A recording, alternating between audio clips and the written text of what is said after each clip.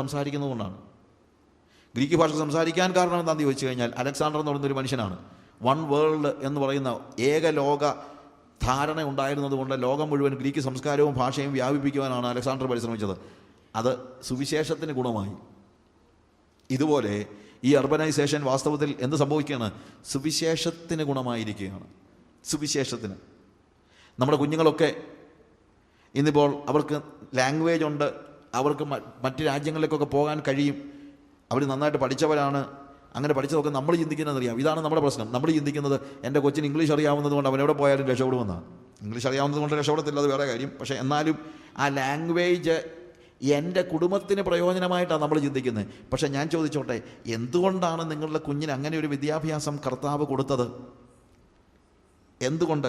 പല രാജ്യങ്ങളിലേക്ക് പോകാൻ ദൈവം, പല നാടുകളിലേക്ക് പോകാൻ ദൈവം അവൻ അവസരം കൊടുത്ത് എന്തിനാണെന്നറിയാമോ? അവിടെയൊക്കെ യേശുവിന് ദാഹിക്കുന്ന ആളുകളുള്ളത് കൊണ്ടാണ്. ഞാൻ കേരള പെന്തക്കോസ്ത് ചരിത്രം എന്ന എൻ്റെ പുസ്തകം ഇവിടെ ഉണ്ട്. അതിനകത്ത് ഞാൻ ഒത്തിരി സ്റ്റോറീസ്, ചരിത്രം നടന്ന കാര്യങ്ങൾ, അതിലൊരു ചരിത്രം ഞാനിവിടെ പറയുകയാണ്. സമയത്തിൻ്റെ പരിമിതിയിൽ നിന്നുകൊണ്ട് തന്നെ ഞാൻ പറയുകയാണ്. എനിക്കത് ഭയങ്കരമായിട്ട് എന്നെ സ്വാധീനിച്ചൊരു കാര്യമായതുകൊണ്ടാണ്.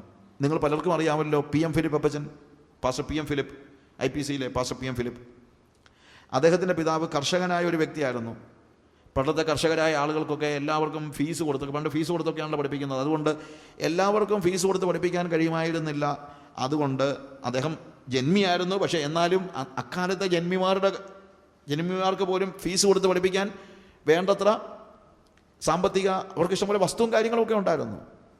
അതിനകത്ത് അദ്ദേഹത്തിൻ്റെ മക്കളിൽ പാസ്റ്റർ PM ഫിലിപ്പിനെ മാത്രം പിതാവ് ഇംഗ്ലീഷ് മീഡിയത്തിൽ പഠിപ്പിച്ചു. ബാക്കിയുള്ളവരെയൊക്കെ മലയാളം മീഡിയത്തിൽ പഠിപ്പിച്ചു. PM ഫിലിപ്പിനെ ഇംഗ്ലീഷ് മീഡിയത്തിൽ പഠിപ്പിച്ചു. അദ്ദേഹത്തിന് 14-15 വയസ്സുള്ളപ്പോൾ ദൈവം അദ്ദേഹത്തെ സുവിശേഷ വേലയ്ക്ക് വേണ്ടി വിളിച്ചു. PM ഫിലിപ്പ് അപ്പച്ചൻ അന്ന് PM ഫിലിപ്പ് അന്നത്തെ 15 വയസ്സുള്ള ടീനേജ് ബോയ് ആകെപ്പാടെ വിഷമിച്ചു. കർത്താവ് സുവിശേഷ വേലയ്ക്ക് വേണ്ടി വിളിച്ചു, പക്ഷെ പോകാൻ പറ്റുമോ? കാരണം അപ്പൻ ഒരാളെ മാത്രമേ ഇംഗ്ലീഷ് മീഡിയത്തിൽ പഠിപ്പിച്ചിട്ടുള്ളൂ. അപ്പോൾ അപ്പൻ്റെ മനസ്സിലെ ചിന്ത എന്തായിരുന്നിരിക്കണം? ഇവൻ നല്ല വിദ്യാഭ്യാസം കിട്ടി, നല്ല ജോലി വാങ്ങിച്ചിട്ട് വേണം വീടിൻ്റെ ഉദ്ധാരണം നടക്കാനായിട്ട്. ഇദ്ദേഹം ഒത്തിരി പ്രയാസപ്പെട്ടു. അദ്ദേഹം തന്നെ പറഞ്ഞ സ്റ്റോറിയാണ്, അദ്ദേഹം തന്നെ പറഞ്ഞ കാര്യമാണ്. ഞാനത് പെന്തക്കോസ്ത് ചരിത്രത്തിൽ എഴുതിയിട്ടുണ്ട്. ഇദ്ദേഹം ഒത്തിരി പ്രയാസപ്പെട്ടു. ഈ യുവാവ് ഒത്തിരി പ്രയാസപ്പെട്ടു. എങ്ങനെ ഇതൊന്ന് കൺവേ ചെയ്യും? പിതാവിനോട് എങ്ങനെ ഒന്ന് ചെന്ന് പറയും? അപ്പച്ചാ, കർത്താവ് എന്നെ സുവിശേഷ വേലയ്ക്ക് വേണ്ടി വിളിച്ചു. അദ്ദേഹത്തിൻ്റെ ഹൃദയം തകർന്നു പോകത്തില്ലേ? കാര്യം ഇത്രയും വിദ്യാഭ്യാസം, ഇത്രയും പണമില്ലാത്ത കാലത്ത് പണം കൊടുത്ത് ഇംഗ്ലീഷ് വിദ്യാഭ്യാസം കൊടുത്തതിന് ശേഷം മോൻ പെട്ടെന്ന് സുവിശേഷ വേലയ്ക്ക് വേണ്ടി പോവുകയാണെന്ന് പറഞ്ഞു കഴിഞ്ഞാൽ ഇക്കാലത്ത് ആളുകൾക്ക് പ്രയാസമാണ്. പിന്നെ അക്കാലത്തെ കാര്യം പറഞ്ഞിട്ട് കാര്യമുണ്ടോ? അങ്ങനെ വിഷമിച്ച് ഒരു ദിവസം വളരെ പ്രാർത്ഥിച്ച് ധൈര്യം പ്രാപിച്ച് അപ്പച്ചൻ്റെ അടുത്ത് ചെന്നിട്ട് പറഞ്ഞു, അപ്പച്ചാ എന്നോട് ക്ഷമിക്കണം, എനിക്കൊരു കാര്യം അറിയിക്കാനുണ്ട്. എന്താ മോനെ? അപ്പച്ചൻ, എനിക്കറിയാം അപ്പച്ചന് പ്രയാസമായിരിക്കും, എന്നാലും ഞാൻ പറയട്ടെ, കർത്താവ് എന്നെ സുവിശേഷ വേലയ്ക്ക് വേണ്ടി വിളിച്ചു, പൂർണ്ണസമയം. അപ്പച്ചൻ മോനെ അങ്ങ് കെട്ടിപ്പിടിച്ച് പറഞ്ഞു, മോനെ ഇപ്പോഴാ എൻ്റെ മനസ്സിനൊരു സമാധാനമായത്. ചോദിച്ചു, അതെന്താ? ഞാൻ നിന്നെ സുവിശേഷ വേലയ്ക്ക് വേണ്ടി വിളിക്കാൻ എന്നും പ്രാർത്ഥിച്ചുകൊണ്ടിരിക്കുക, കർത്താവ് നിന്നെ വിളിക്കാൻ വേണ്ടി. അപ്പച്ച, പിന്നെന്തിനാ എനിക്ക് ഇംഗ്ലീഷ് വിദ്യാഭ്യാസം തന്നത്? എന്നെ ജോലിക്ക് വിടാനല്ലേ? അല്ല, പിന്നെന്തിനാ എനിക്ക് ഇംഗ്ലീഷ് വിദ്യാഭ്യാസം തന്നത്? PM ഫിലിപ്പിൻ അപ്പച്ചൻ്റെ പിതാവ് പൊടിമല മത്തായിച്ചൻ പറഞ്ഞ വാചകം, മോനെ എനിക്കാകെപ്പാടെ മലയാളവും അല്പം തമിഴും മാത്രമേ അറിയത്തുള്ളൂ. അതുകൊണ്ട് ഞാൻ കേരളത്തിലും ഈ തമിഴ്നാടിൻ്റെ ചില സ്ഥലങ്ങളിലൊക്കെ പോയി പ്രസംഗിച്ചിട്ടുണ്ട്. എനിക്ക് മറ്റ് സ്ഥലങ്ങളിലൊന്നും പോകാനുള്ള വിദ്യാഭ്യാസം എനിക്ക് ഇല്ല. പക്ഷേ നിന്നെ ഞാൻ ഈ ഇംഗ്ലീഷ് മീഡിയത്തിൽ പഠിപ്പിച്ചപ്പോൾ എൻ്റെ മനസ്സിലൊരാഗ്രഹം ഉണ്ടായിരുന്നു, എനിക്ക് പോകാൻ പറ്റാത്ത സ്ഥലങ്ങളിലൊക്കെ നീ ചെന്ന് സുവിശേഷം അറിയിക്കണമെന്ന്. അതിനുവേണ്ടിയാണ് പണമില്ലാതിരുന്നിട്ടും ഞാൻ നിനക്ക് വിദ്യാഭ്യാസം നൽകി, ഇംഗ്ലീഷ് വിദ്യാഭ്യാസം നൽകിയത്. പ്രിയമുള്ളവരെ, അങ്ങനെയുള്ള പിതാക്കന്മാർ ഇന്നുണ്ടോ? അതല്ലേ നമ്മുടെ സഭയുടെ വലിയൊരു പ്രശ്നം. പ്രവാചകന്മാരും എന്ന് പറയുന്നു മക്കളിലൂടെ ഒരു ഉദ്ധാരണം. ഞാൻ ഇന്നലെ പറഞ്ഞതുപോലെ മക്കളിലൂടെ ഒരു ഉദ്ധാരണം. എന്തോന്ന് മക്കളിലൂടെയുള്ള ഉദ്ധാരണം? മക്കളിലൂടെയുള്ള ഉദ്ധാരണം എനിക്ക് ദൈവത്തിന് വേണ്ടി ചെയ്യാൻ കഴിയാതിരുന്ന കാര്യങ്ങൾ എൻ്റെ മക്കൾ കർത്താവിന് വേണ്ടി ചെയ്യുന്നത് കാണുമ്പോഴാണ് എനിക്ക് മക്കളിലൂടെ ഒരു ഉദ്ധാരണം ഉണ്ടാകുന്നത്. എനിക്ക് ചെയ്യാൻ കഴിയാതിരുന്ന കാര്യങ്ങൾ, എൻ്റെ പരിമിതമായ വിദ്യാഭ്യാസത്തിൻ്റെ സാഹചര്യത്തിൽ, എൻ്റെ പരിമിതമായ സാമ്പത്തിക പശ്ചാത്തലത്തിൽ, എൻ്റെ പരിമിതമായ യാത്രാ പശ്ചാത്തലത്തിൽ എൻ്റെ മക്കൾ ഞാൻ പോയിട്ടില്ലാത്ത സ്ഥലങ്ങളിൽ ചെന്ന് എനിക്ക് ചെയ്യാൻ കഴിയാതിരുന്നത് ചെയ്യുമ്പോഴാണ് മക്കളിലൂടെയുള്ള ഉദ്ധാരണം എന്ന് പറയുന്നത് യാഥാർത്ഥ്യമാകുന്നത്. കർത്താവിന് ദാഹിക്കുന്ന അനേകർ. നിങ്ങളുടെ മക്കൾക്ക് വിദ്യാഭ്യാസം ലഭിച്ചിട്ടുണ്ടെങ്കിൽ പ്രൈസ് ദ ലോർഡ്. നിങ്ങളുടെ മക്കൾ മറ്റൊരു നാട്ടിൽ പോകുന്നുണ്ടോ, കുഞ്ഞുങ്ങളോട് പറയേണ്ട കാര്യമുണ്ട്, മക്കളെ ചെല്ലുന്ന സ്ഥലങ്ങളിലൊക്കെ കർത്താവിൻ്റെ ദാഹം തീർക്കണം. നിങ്ങൾ പോകുന്ന സ്ഥലങ്ങളിലൊക്കെ എന്ത് ചെയ്യണം? കർത്താവിൻ്റെ ദാഹം തീർക്കണം. അവരോട് പറയരുത്, എടാ ഞാൻ ഇത്രയും കഷ്ടപ്പെട്ട് നിന്നെ പഠിപ്പിച്ചതാ, എന്നെ മറക്കല്ലെന്നല്ല. നിങ്ങളെ മറക്കട്ടെ അവൻ. നിങ്ങളെ മറന്നാലും അവൻ കർത്താവിൻ്റെ ദാഹം തീർക്കുന്ന പൈതലായിരിക്കണം. യേശുവിന് വേണ്ടി ആത്മാക്കളെ നേടുന്ന പൈതങ്ങളായിരിക്കണം. അതാണ് പ്രിയമുള്ളവരെ യഥാർത്ഥത്തിലുള്ള ഉദ്ധാരണം എന്ന് പറയുന്നത്. കാൽവറി ക്രൂശിൽ തൂങ്ങിയാടുന്ന യേശു കർത്താവ് പറയുന്നത്, എനിക്ക് ദാഹിക്കുന്നു. എന്താ അവിടെ സംഭവിക്കുന്നത്? എന്താണ് കർത്താവ് പറയുന്നത്? എനിക്ക് ദാഹിക്കുന്നു. ആരെ ദാഹിക്കുന്നു? എന്ത് ദാഹിക്കുന്നു? വെള്ളമാണോ? അല്ല. വീഞ്ഞാണോ? അല്ല. എന്താണ് എനിക്ക് ദാഹിക്കുന്നത്? ഓഫ് കോഴ്സ് അതിൻ്റെ പ്ലെയിൻ തലത്തിൽ നമ്മൾ ആലോചിച്ചാൽ അവൻ വെള്ളം ദാഹിക്കുന്നുണ്ടായിരിക്കാം. പക്ഷേ ആത്മതലത്തിൽ അവൻ ദാഹിക്കുന്നത്, അദൃശ്യ ലോകത്ത് അവൻ ദാഹിക്കുന്നത് എന്താണ്? നമ്മളെ ഓരോരുത്തരെയും. നാം കർത്താവിനും കർത്താവ് എനിക്കും. നമ്മളെ മാത്രമല്ല, ആരെയൊക്കെ? ലോകത്തിലുള്ള സകല ജനങ്ങളെയും. എന്തുകൊണ്ട്? അവൻ മരിച്ചത് എനിക്ക് വേണ്ടിയോ നിങ്ങൾക്ക് വേണ്ടിയോ മാത്രമല്ല, ലോകത്തിലുള്ള സകല ജനങ്ങൾക്ക് വേണ്ടിയുമാണ്.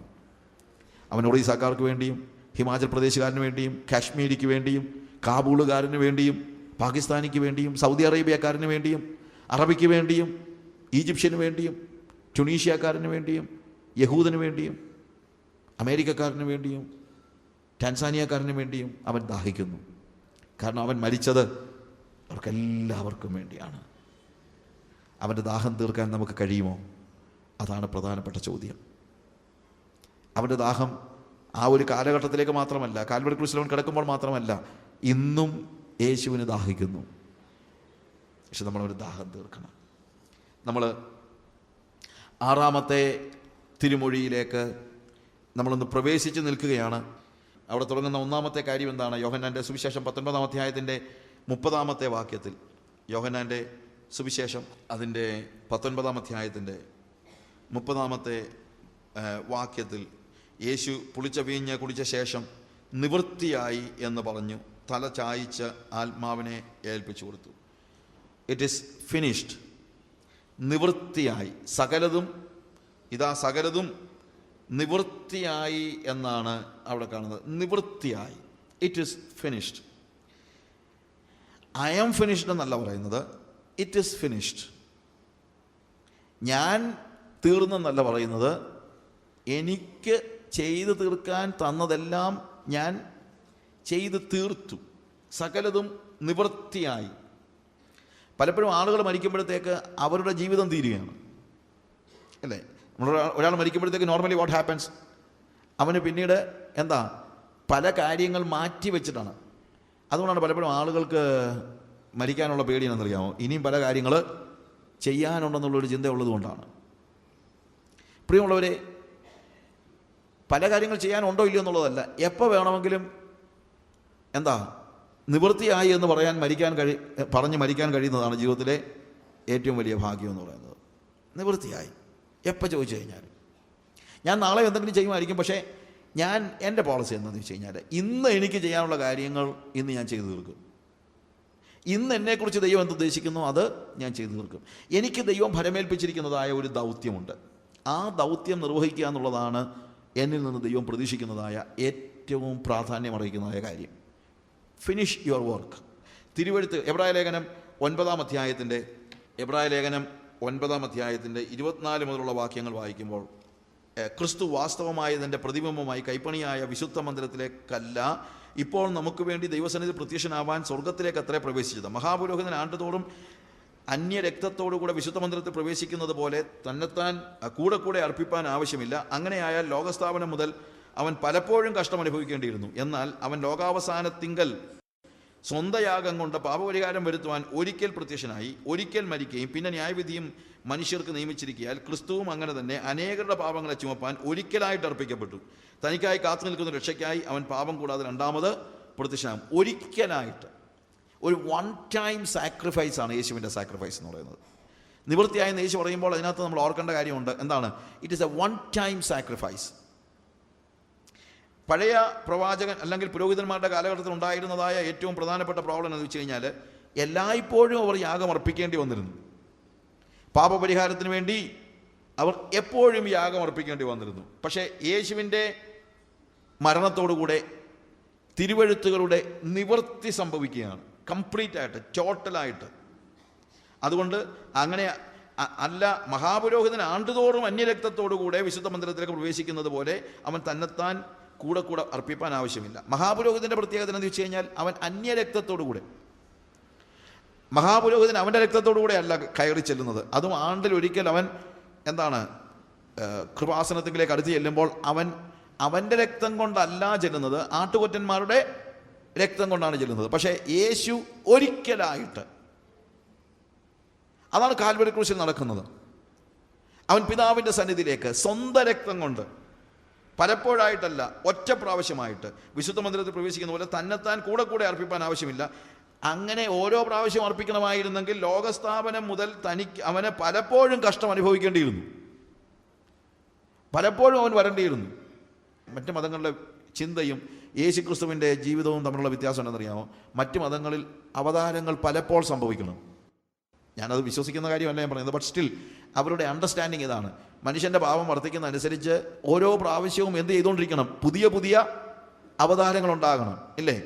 പക്ഷേ എബ്രായ ലേഖനകാരൻ പറയുന്നു, അങ്ങനെ ആയിരുന്നെങ്കിൽ ലോകസ്ഥാപനം മുതൽ അവൻ പലപ്പോഴും കഷ്ടം അനുഭവിക്കേണ്ടിയിരുന്നു. അതൊരു വേർലി ആയിട്ട് ചിന്തിക്കുകയാണെങ്കിൽ. പക്ഷേ യേശു കർത്താവിൻ്റെ കാര്യത്തിൽ അവൻ പലപ്പോഴായിട്ട് കഷ്ടം അനുഭവിക്കുകയും പലപ്പോഴായിട്ട് മരിക്കുകയും പല പ്രാവശ്യം വരികയും അല്ല, പല അവതാരങ്ങളുടെ പ്രശ്നമില്ല. It is a one time sacrifice. Yesu ക്രിസ്തുവിൻ്റെ ക്രൂശീകരണത്തെക്കുറിച്ച് നമ്മൾ മനസ്സിലാക്കേണ്ട ഏറ്റവും വലിയ യാഥാർത്ഥ്യം അതാണ്, വൺ ടൈം സാക്രിഫൈസ്. അതുകൊണ്ട് തന്നെയാണ് നമ്മൾ കൂടുതൽ അലേർട്ടായിരിക്കേണ്ടത്. കാര്യം നമ്മൾ ഇനിയും, അതുകൊണ്ട് എബ്രായ ലേഖനകാരൻ പറയുന്നത്, ഇനിയും നമ്മൾ അവൻ്റെ വിശുദ്ധ രക്തത്തെ നിഷേധിച്ച് അതിനെ മലിനമെന്നെണ്ണുകയാണെങ്കിൽ പാപങ്ങളുടെ പരിഹാരത്തിനായി വേറൊരു യാഗം അവശേഷിച്ചിട്ടില്ല. അപ്പോൾ ഇതൊരു വൺ ടൈം സാക്രിഫൈസ് ആണെന്നുള്ളത് നമുക്ക് വലിയൊരു ആശ്വാസമാണ്. എന്നാൽ വൺ ടൈം സാക്രിഫൈസ് ആണെന്ന് ഉള്ളത് ഒരു വലിയ മുന്നറിയിപ്പും കൂടെയാണ്. It is a one time sacrifice. ഒരിക്കലായിട്ട് നടക്കുന്ന യാഗമാണ്. അത് ഭയങ്കര സന്തോഷമാണ് നമുക്ക്. നമ്മളെ അത് എന്ത് ചെയ്യുന്നു? ഈ ഒറ്റ സാക്രിഫൈസ് കൊണ്ട് തന്നെ നൂറ്റാണ്ടുകളായി എല്ലാ ആണ്ടിലും മഹാപുരോഹിതൻ ആട്ടുകൊറ്റന്മാരുടെ രക്തവുമായിട്ട്, പശുക്കളുടെ രക്തവുമായിട്ട് ഒക്കെ അവൻ വിശുദ്ധ മന്ദിരത്തിലേക്ക് കടന്നുകൊണ്ടിരുന്നെങ്കിൽ, എല്ലായ്പ്പോഴും യാഗം അർപ്പിച്ചുകൊണ്ടിരുന്നെങ്കിൽ, ഓരോ പ്രാവശ്യവും യാഗം അർപ്പിച്ചുകൊണ്ടിരുന്നെങ്കിൽ ഇനിയിപ്പോൾ അതിൻ്റെ ഒന്നും ആവശ്യമില്ല. ബിക്കോസ് ഒരു വൺ ടൈം സാക്രിഫൈസ്. അന്യരക്തം കൊണ്ടാണ് മഹാപുരോഹിതൻ പോയിക്കൊണ്ടിരുന്നത്. എന്നാൽ യേശു കർത്താവ് സ്വന്തം രക്തം കൊണ്ട് ചെന്നതുകൊണ്ട് ഇനി ഒരു യാഗം ആവശ്യമില്ല. എന്നുള്ളത് ആശ്വാസമാണ്. പക്ഷേ ഇനിയൊരു യാഗം ഇല്ല എന്നുള്ളത് ഒരു മുന്നറിയിപ്പും കൂടെയാണ്. ഇനിയൊരു യാഗം ആവശ്യമില്ല എന്ന് പറയുന്നത് നമുക്ക് എന്താണ്? ഒരാശ്വാസമാണ്. പക്ഷേ ഇനിയൊരു യാഗം ഇല്ല എന്ന് പറയുന്നത് എന്താണ്? ഒരു വലിയ മുന്നറിയിപ്പാണ്. അത് നമ്മൾ മറന്നു പോകരുത്. നമ്മൾ ആ യേശുവിൻ്റെ വിശുദ്ധ രക്തത്തെ മലിനമെന്നുണ്ടെന്നുവെങ്കിൽ നമ്മുടെ പാപങ്ങളുടെ പരിഹാരത്തിനായി മറ്റൊരു യാഗം അവശേഷിച്ചിട്ടില്ല. യേശുവിൻ്റെ മരണത്തോടെയാണ് എല്ലാം നിവൃത്തിയാകുന്നത്. കാൽവറി ക്രൂശിൽ യേശു കാൽവറി ക്രൂശിന് മുമ്പ് തന്നെ അവൻ യേശു ക്രിസ്തുവിൻ്റെ ജീവിതത്തിൽ നിവൃത്തിയായെന്ന് പറയുന്നത് ഏത് സമയത്താണ്? When he was dying. അതിന് മുമ്പല്ല. യേശുവിനെ പടയാളികൾ ഗത്സമന തോട്ടത്തിൽ നിന്ന് അവൻ പുറത്തു വന്നു. അവൻ പുറത്തു വന്ന സമയത്ത് പടയാളികൾ വന്നിട്ട് എന്ത് ചെയ്തു? അവനെ പിടിച്ചു കെട്ടി അവനെ വിസ്താര സ്ഥലത്തേക്ക് കൊണ്ടുപോയി. വിസ്താര സ്ഥലത്ത് വെച്ച് അവൻ പറയുന്നുണ്ടോ എല്ലാം നിവൃത്തിയായെന്ന്? ഇല്ല. യേശുവിനെ വിസ്തരിച്ചതല്ല തിരുവെഴുത്തുകളിലെ നിവൃത്തിയുടെ അല്ലെങ്കിൽ